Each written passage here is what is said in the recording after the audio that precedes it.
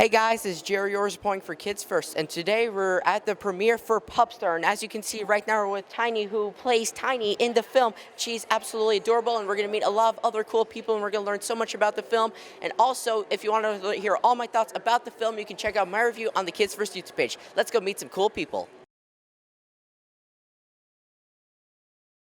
So my question is for you, how did Tiny just get so adorable, and how did Tiny do so well in the film? I saw the film and Tiny's absolutely fantastic, and as you can see, she is very hyper, she's a very happy dog. Thank you. She is very adorable. She gets lots of spoiling time, couch time, and park time, and playtime.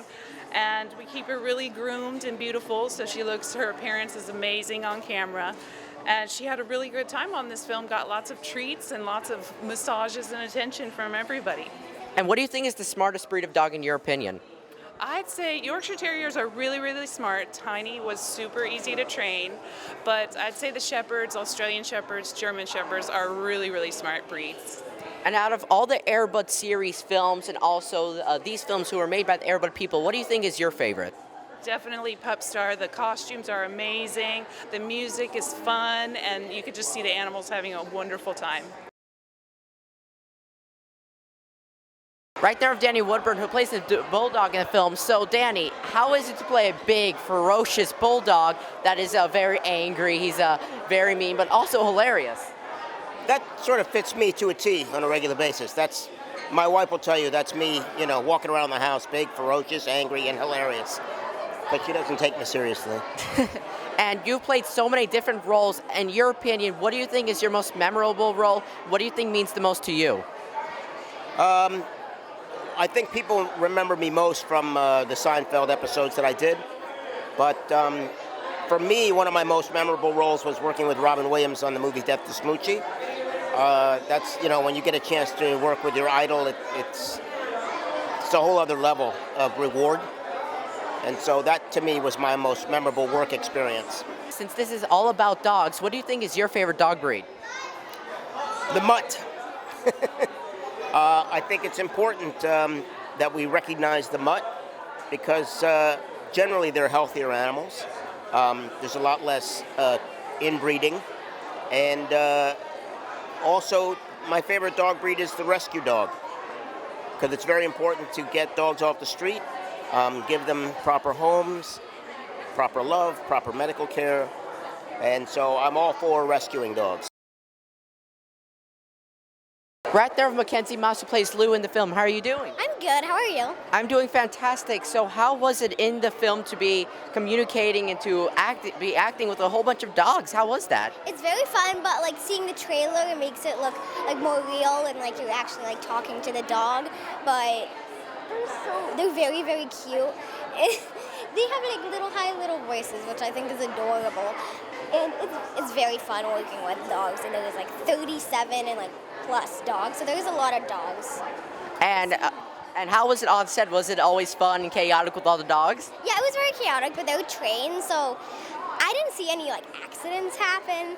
And all the dogs were well trained and very well behaved. They were very cute. They were so cute. And what do you think is the message of the story? The message of the story from, Tiny, she wanted to go on this big show, and I lost my mom, so, and my dad, he was struggling with money and stuff, so I think she had this big dream to go, and then she got lost, and then a dog catcher catched her, and then she was trying to go to Pup Star and go home and find Lou and her dad and everybody. Right now we're with Robert, who is the director of the film. So how is this different than a standard film? Because it is slightly different. There's a lot of dogs. You have to concentrate on a lot of special effects because the dogs are talking, which is all in post. Right. So how is this different than a standard live action film? Well, what we do is different than everybody else anyways. I mean, we make family movies with animals as our central characters that all talk, as you noted. So I've made over 20-something movies with talking animals or animals. So that's not new for me. What's new for this movie is really that the animals don't just talk, they sing. And so this is the first time from a visual effects point of view and from a movie making point of view that the animals are singing full songs And from a visual effects point of view, we have to see inside their mouth, because when you sing, your mouth is wide open, right? So the tongue has to move in unison with the lips and everything else, just like if you were singing, you know? So that was a huge challenge from a visual effects perspective. But from a storytelling perspective and how we make our movies, we're really comfortable and used to making family movies with animals as central characters. And what do you think, what made you fall in love with animals and filming with animals, making animal-related films? Well, if you think about your home, do you have a dog at home? I do, and I love her very much. Right. So the dog is a central part of your home. It's not like a barn animal or something. It's a family member. So we always assume our animals are talking to us anyways, right? Especially when we were kids. So I always look at it as I love making family movies. I love making movies that kids relate to. And they very much, like all of us, relate to our pets at home, especially our dogs, you know? I definitely agree. And what do you want viewers to learn from this film? Like any moral or message? Well, we always have messages in our movies. There's always a theme. And this one is dream the impossible dream, because it just might come true. That's what the message is. You know, go for your dream. You know, you might as well, and it might come true.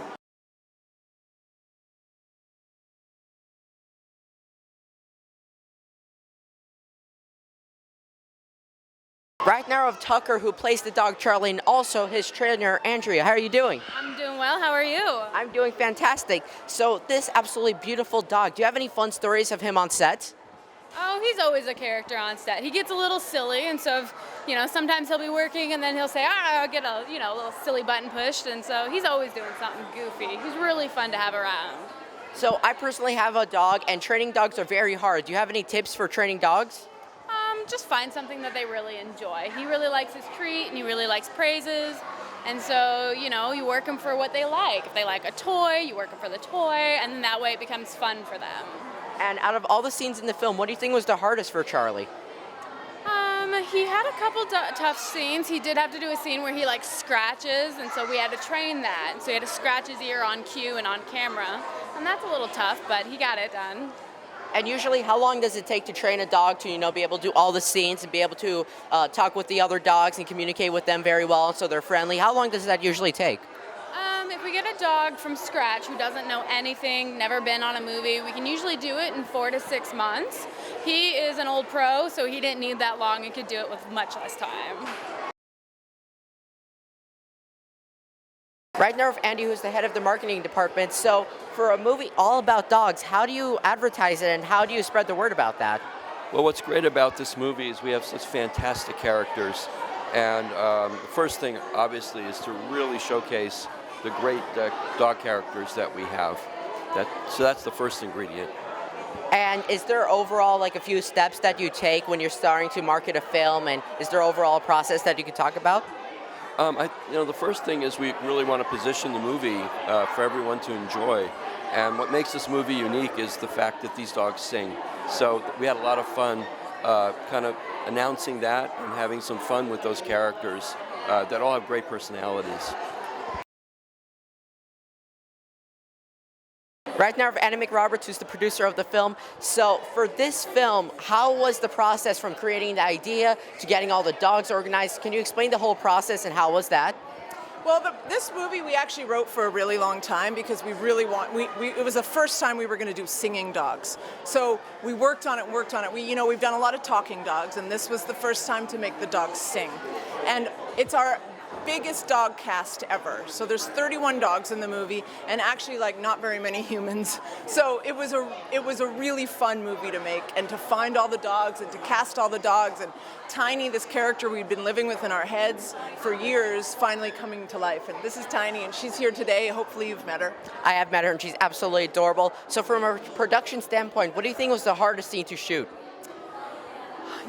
That's a really good question. And the director, Robert Vince, who's here, I think he did a brilliant job of make the big performances. There's a big performance numbers with a lot of dogs in them and a lot of people and dog judges, and bringing all those dogs together on set is a big challenge, but we have an amazing team that really helped make it come to life. Well, the event is over and it was an absolute blast. We met so many cool people and dogs too, and we learned so much about the film. If you'd like to see more premiere coverages and reviews of the latest films, go to kidsfirst.org and the Kids First YouTube channel. And there you can also find my review on this wonderful film, Pup Star, which I definitely recommend. I'm your host, Gerry O, signing off. See ya, guys.